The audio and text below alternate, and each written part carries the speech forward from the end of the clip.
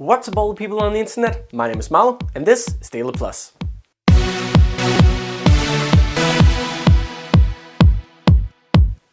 Hello everyone, once again and welcome back to DailyPlus, your favorite show about everything Eurovision. Today we have 3 stories from the adult Eurovision, 3 stories from the junior Eurovision, we have trivia about the junior Eurovision 2004 contest, and we have 1 song of the week. So let's get started. And we are starting with the news that Italian broadcaster Rai has officially announced the dates for next year's Sanremo festival. Sanremo is the long-running Italian music festival that was actually the original inspiration for the Eurovision. Sanremo is usually used as the method to decide who's gonna sing for Italy at the Eurovision. And now the dates for this year's show have officially been released. The shows were running on a whole week from Tuesday to Saturday, with the first show being the 9th of February and the final on the 13th of February. The winner of the final Saturday show will either go on to represent Italy at Eurovision, or if they don't want to be at Eurovision, they will decide together with Rai who from the show should represent Italy. This year Italy came 3rd at the Eurovision with Il Volo and their song Grande Amore. Because of this they have actually decided to move the big Eurovision show over to the Italian main TV channel Rai Uno. Now what this will mean for Italy in Eurovision, we don't know yet, but we're all excited to see who will win next year's Sanremo. We also got some good news from Belarus, because in next year's national final, they will only be using televoting to decide who will represent Belarus in the 2016 Eurovision in Stockholm. Previously both juries and televoting have been used, and in a couple years there's also been speculation about whether or not the public actually had a saying when it comes to who won the contest. But this year it seems to be all up to the public who should represent Belarus. This year the song from Belarus didn't manage to get to the finals, so this might be an attempt for Belarus to find the song that the public will like, which hopefully means the European public will like the song as well, so Belarus can get back into the final. We also got a little bit of an interesting news story from Sweden, because this year's winner Måns Zelmerlöw has submitted a song for next year's Melodifestivalen together with Thomas Gison. As you all know, Måns Zelmerlöw won the Eurovision Song Contest earlier this year. However, that hasn't stopped Måns for sending in a new song. However, he won't be singing the song himself. Who will actually be the artist behind the song, that is yet to be revealed, and we don't even know if the song will be picked by SVT to be one of the 32 songs competing in the Melodifestivalen. However, with Peter Boström, Thomas Gison and Måns Zelmerlöw behind the song, I think we have a potential winner who can represent Sweden on home soil next year. Not only is Måns Zelmerlöw a well-known face when it comes to this song, Thomas Gison, who is also one of the composers on the song, is well known for producing many different Eurovision hits, and his latest was in 2012 when he won with Loreen and Euphoria. Now for some junior Eurovision news, because we finally know who's going to be hosting the show in a little bit under a month in Sofia in Bulgaria. And the honor goes to 28-year-old singer Poli Genova. Poli is known in the Eurovision community as she was the one who represented Bulgaria back in 2011 when the Eurovision Song Contest was held in Düsseldorf.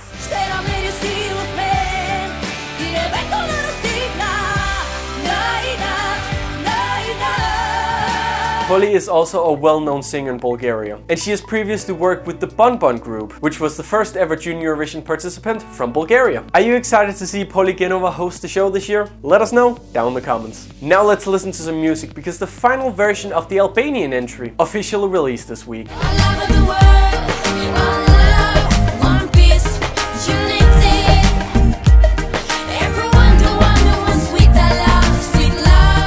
This is the version of the song that Michela Repo will sing at the Junior Eurovision this year in Sofia. And the song has had a couple changes since she won the Albanian Junior Festival a couple months back. This is only the second time that Albania has participated in the Junior Eurovision. The first time they did that was in 2012, where they unfortunately ended up at last place. But we have even more music, because we finally have the song that's going to be representing Montenegro this year, and the song was released earlier this week on the Junior Eurovision page.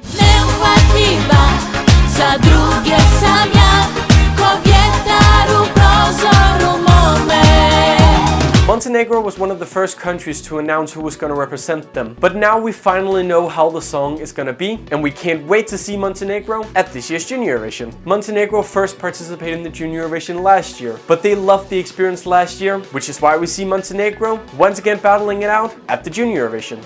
Now it's time to take a throwback to one of the old Junior Eurovision contests. And today we're going back to the 2004 contest, which was held in Lillehammer in Norway. The Junior Eurovision Song Contest 2004 was the second contest contests ever to be held when it came to the Junior Eurovision. And like I said, the show was held in the small skiing town of Lillehammer in Norway. However, it wasn't actually Norway who was originally supposed to host the show. Back in 2003, when the first contest was held, it was announced that the United Kingdom would be organizing the show. However, they later announced that due to some budget cuts and the fact that there wasn't that many viewers of the show the first year, they weren't able to host the Junior Eurovision. The rights then went on to Croatian broadcaster after Croatia had won the first ever show. However, they somehow managed to double book the venue, so with only a couple months until the big show, Norwegian broadcaster NRK stepped in and were able to host the show in Lillehammer. To this day, this is the biggest Junior Eurovision ever, with no more than 18 countries participating, which is one more than the amount of countries we have this year, by the way. Switzerland and France made their debuts on the show, and funny enough, this was actually the only time we saw those two countries at the Junior Eurovision. Another fun little fact is that the three countries that were in the top 3 the previous year were also in the top 3 this year, those being Croatia, United Kingdom and Spain. The contest was won by Spain and Maria Isabel, who we have previously talked about on this show. And like I previously mentioned, to this day she is the youngest participant to ever win the Junior Eurovision. And because the age group of the show is now from 10 to 15 instead of 8 to 15 like it was back then, her record will probably not be broken anytime soon. What song was your favorite from the 2004 contest? Let us know down in the comments.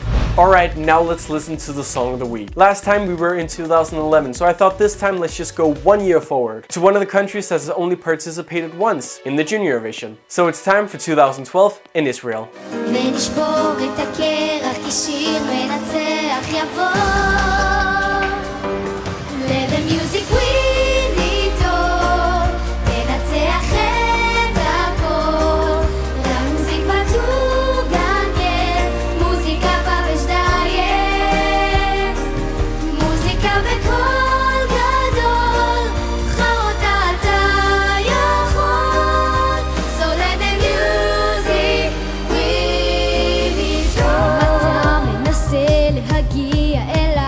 Israel and the song Let the Music Win was the first and only participant so far from the country Israel. Despite being a top 5 song for many of the fans, the song didn't manage to do very well at the Junior Eurovision, and that is possibly one of the reasons why we haven't seen Israel participating since. However, if you ask me, with all the countries returning and joining the Junior Eurovision family now, for example Albania, who also only participated in 2012 but is back this year, I think it's time for Israel to give the Junior Eurovision another shot. What do you think?